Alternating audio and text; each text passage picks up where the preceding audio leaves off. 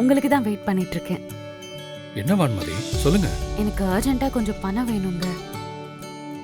சித்தி உங்க அக்கவுண்ட்ல போட்டிருப்பாங்களே. அதெல்லாம் நேத்தே காலி ஆயிடுச்சு.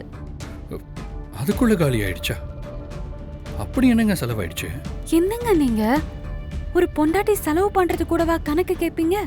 அப்படி டவுட் இருந்தா நெக்ஸ்ட் டைம் நீங்களே என் கூட ஷாப்பிங் வந்து எனக்கு தேவையானதெல்லாம் நீங்களே வாங்கி கொடுங்க. டவுட்டு கேட்கலங்க. எல்லாமே தான் இங்க வீட்டில் கிடைக்குது இல்ல, அப்புறம் என்ன செலவாக போகுது?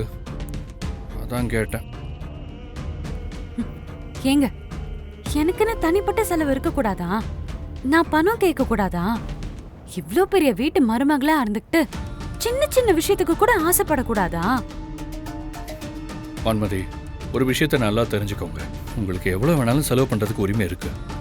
ஆனால் நீங்கள் வீட்டோட நிலைமையும் புரிஞ்சுக்கணும். இங்கே யாருக்கு பணம் வேணும்னாலும் சித்திக்கிட்ட சொல்லி தான் வாங்க முடியும். நான், வருண், ஏன் எங்கள் அம்மாவே அப்படித்தான். இது நம்ம வீட்டோட பழக்கம். அதனால தான் சித்தி மந்த்லி எல்லார் அக்கௌண்ட்லேயும் கொஞ்சம் பணம் போட்டுருவாங்க. ஆனால் இது வரைக்கும் யாரும் அதை மீறி செலவு பண்ணதே இல்லை. மறுபடியும் பணம் வேணும்னு போய் நின்னதும் இல்லை.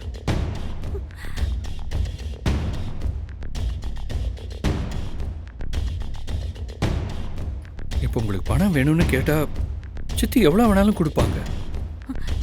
ஏங்க இப்படி எல்லாத்துக்கும் உங்க சித்தி கொடுக்கற பணத்தை தான் எதிர்பார்த்துட்டு இருக்கணுமா? உங்க தம்பி எல்லாம் அப்படிதான் இருக்காரா? அவன் நிலைமை வேற, என் நிலைமை வேறங்க. அவன் அம்மாவோட பிசினஸை பாத்துக்கிறான். அவன் கையில ஒரு பொறுப்பு இருக்கு. அதனால அவன்கிட்ட தனியா காசு இருக்கு. ஆனா என்கிட்ட அப்படி இல்லை. அது என்னங்க, பெத்த பிள்ளைக்கு மட்டும் காசும் பொறுப்பும் இருக்கு, உங்களுக்கு தனியா எதுவும் இல்ல.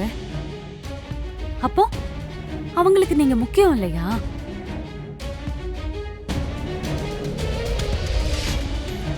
அப்படிலாம் இல்லை வான்மதி. எனக்கும் எல்லாம் இருந்துச்சு. நான் தான் ஒரு தப்பு பண்ணி எல்லாத்தையும் எடுத்துக்கிட்டேன். அது முடிஞ்சு போன விஷயங்க. இப்பதான் நமக்கு கல்யாணம் ஆயிடுச்சுல்ல, நீங்களும் இப்ப ஹாப்பியா தானே இருக்கீங்க. இனிமே உங்களுக்கு பொறுப்பை கொடுக்கலாம்ல. இப்ப பாருங்க, கட்டின பொண்டாட்டிக்கு காசு கொடுக்க கூட யோசிக்கிற அளவுக்கு தான் உங்க நிலைமை இருக்கு. இது உங்களுக்கு கஷ்டமா இல்லையா? அது வான்மதி, தப்பு பண்ணது நான் தான். சித்தி என் மேல வச்சிருந்த நம்பிக்கையை நானே உடைச்சிட்டேன். அதான் இனிமே அவங்களா என்கிட்ட பொறுப்பை கொடுக்கற வரைக்கும் நானா கேட்க கூடாதுங்க. இங்க பாருங்க, என்னடா நேத்து வந்தவ குடும்பத்துல குழப்பம் உண்டாக்குறேன்னு நினைக்காதீங்க. எனக்கு என் புருஷனும் மத்தவங்க முன்னாடி தலை நிமிர்ந்து நடக்கணும், அவர் கையிலும் 4 காசு இருக்கணும் தான் இத சொல்றேன். இது ஒரு கூட்டு குடும்பம், இங்க எல்லாருக்கும் உரிமை இருக்கு. இப்படி சின்ன சின்ன செலவுக்கு கூட உங்க சித்தியை எதிர்பார்த்துட்டு இருக்க முடியாது. நீங்க உடனே உங்க சித்தி கிட்ட உங்களுக்குன்னு தனியா பொறுப்பும் பணமும் வேணும்னு கேளுங்க. நான் எப்படி வான்மதி? நீங்க தாங்க கேட்கணும்.